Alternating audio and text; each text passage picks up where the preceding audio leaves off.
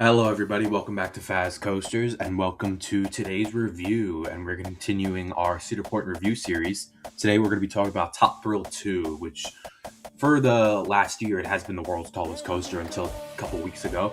But yeah, we're going to be talking about Top Thrill 2, so let's get straight into it. So, Top Thrill 2 is located at Cedar Point.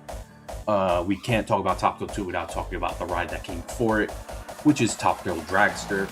Dragster opened on May 4th, 2003. It was the tallest and fastest roller coaster in the world when it opened up until 2005 when King Kong took its records at Great Adventure. Dragster operated until 2021 when unfortunately there was an incident on the ride that was pretty dangerous, so the ride was closed down for the 2022 season, and it was also closed for the 2023 season. During the 2023 season, Cedar Point did announce that Dragster would not be returning in its current form, so everybody assumed that they were going to be redoing the ride with LSMs or something of the sort, possibly adding a spike, and that's exactly what they did. They announced that year that Top Thrill 2 would be coming in 2024 with a 420-foot spike, 3 launches, the world's fastest triple launch coaster.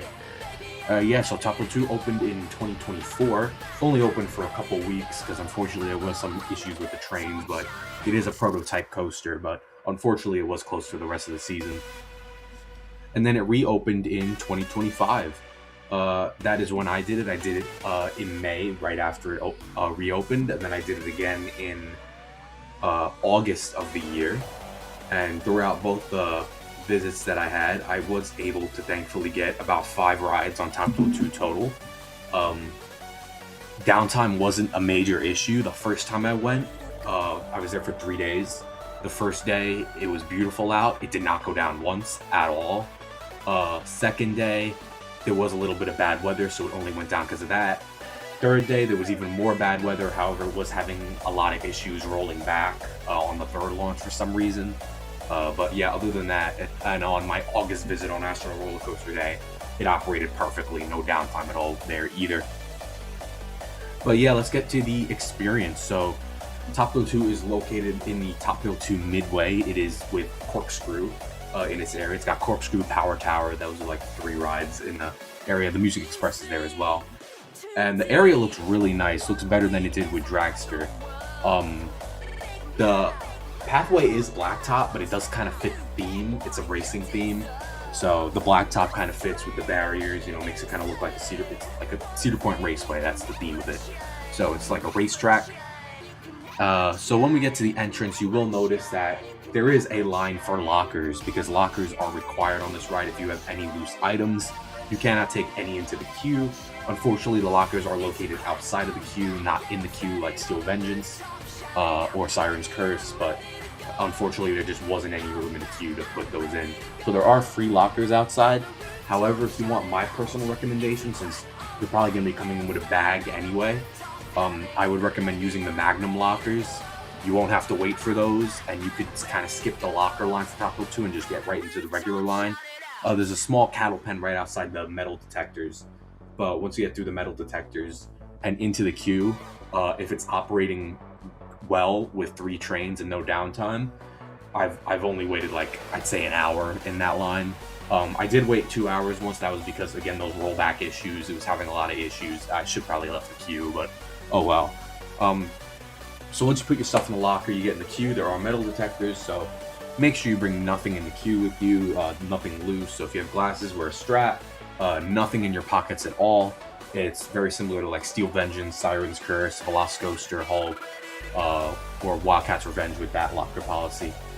Once you get into the queue, unfortunately there isn't any theming in the queue, sadly. There's some TV screens playing, but it's just regular like amusement park TV screens in the line. But you don't really get good views of the ride either, unfortunately, like you did with the old Dragster. But it is for a good reason. It does have that roof, obviously because of the incident that took place that shut Dragster down. So yeah, you're in the queue. It follows the same kind of path, just kind of like a couple cattle pens that follows down to the station. Once you get down to the station, you kind of turn around quick, then up the stairs, and you're in the station. It is a double. It's kind of like a load unload. So you load, and then behind it is the unload station. So I could see why they do have the lockers instead of bins on this ride. The station looks really nice. It looks better. It's a blue color now. It used to be a kind of a yellow color. But yeah, the station looks really nice. You get into those trains, and let's talk about the lightning trains from Zamperla. The lightning trains, I'm a fan of them. I really like them. They're really comfy. The restraint doesn't come down too hard. It doesn't hurt. At least on my rides, I did not feel a rattle. I believe people, when it opened in 24, were feeling a rattle, but since the trains were basically rebuilt, I don't think the rattle issue is as prevalent. I didn't notice it at all. I mean, you're going at such a high speed anyway. Pull out of the station, which operations are usually really good on this ride because there aren't any loose articles. When it is running 3 trains, I've only been on it when it's running 3 trains, but I have seen a couple times where it is running 2.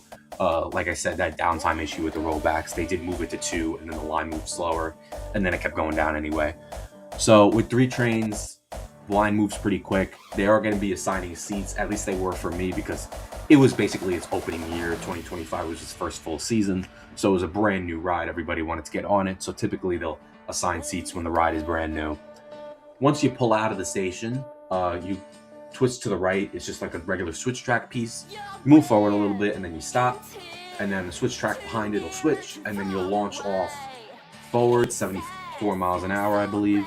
And what's really cool about this is there's like a countdown, and there's a bass drop that hits when it's about to go. And you could hear that bass drop from almost everywhere in the park, especially like if you're by Millennium. Even if sometimes you're by Steel Vengeance, you might be able to hear it. When you're by Gatekeeper, you can't really hear it, but once you're like by Top Thrill 2 itself, you can hear that bass drop from almost everywhere. Once that hits and it counts down, the lights count down on the top hat and on the lights right there. You launch off 74 miles an hour. Isn't a very powerful launch, but it's still really fun. It really gets you going for the experience, kind of gets you in the mood for it. You kind of go up the top hat a slight bit. I'd say you go up about 200 feet, which is still incredible. And then you roll back, and then you come back onto the launch track. You don't feel anything at first, but then you could feel the acceleration hit, and you blast backwards to 101 miles an hour, which is one of the wildest moments on any coaster. You just keep speeding up and speeding up backwards. You don't know where you're going. You pass right under the station, which is a good chopper, which the old station was. And then you kind of fly up. You don't kind of fly up. You do fly up the 420-foot spike, which is easily my favorite spike. I haven't been on too many spikes. The only spike I really get on a lot is Possess at Dorney Park, and I am a fan of that spike. So Top Thrill 2 spike, great force on it. The view is incredible. Just looking down at Rougarou, which isn't a small ride. You're looking down at a power tower, which is like a 300-foot drop tower, and you just look around you, and the view is incredible. You're above everything else in the park. Then you drop back down the spike. There is no hold. It's just drops back down, and then it comes down, launches on the launch again, and it speeds up even more. You're going at 100 miles an hour already, but it speeds up even more to 120, and you hold that speed for the entire launch track. You blast down the launch track. You fly up the top hat, over the top hat, and then back down. It does go a little bit faster than Top Thrill Dragster. I don't think it goes too much faster. 2024, it looked like it was, but I think they did make some small changes from the downtime. You fly over that top hat. Then you do that spiral down. Now, on the original Dragster, the spiral down wasn't a really standout moment. It was kind of just, all right, it's similar to King Dekat, just you're going back down. But this one, the heart lining has changed, so it absolutely throws you. And once you get out of this spiral, it throws you to the right. Any seat I was in, my body was completely launched to the right, so laterals on that spiral down is definitely one of the highlights of the ride. There's many the ride is a highlight. That's what really makes it stand out. The whole thing is a complete highlight. So then you come down out of the spiral into the brakes. Then you twist around to the unload platform, and then your experience is done. Top Thrill 2, just from start to finish, like I said, it's a highlight. It's one of the best launch coasters I've ever been on. It does its job extremely well. It's about speed, it's about force, and it's about spectacle. And it does all that well, which is why I'm giving that a Top Thrill 2 a 10 out of 10. It is one of my favorites. Comparing it to the old Dragster, if you watch my top 25 video, you'll see that they're basically neck and neck. They're basically on the same tier. I did put the old one I gave it the slight edge because of that sudden launch. But Yeah, they're basically neck and neck. So if you like the original Dragster, you'll probably love Top Thrill 2 just as much. So yeah, Top Thrill 2, let me know your thoughts about it in the comments below. Next review should probably be Millennium Force, which another great ride at Cedar Point. Cedar Point has so many great rides. But yeah, thank you for watching this review, and I will catch you guys in the next one.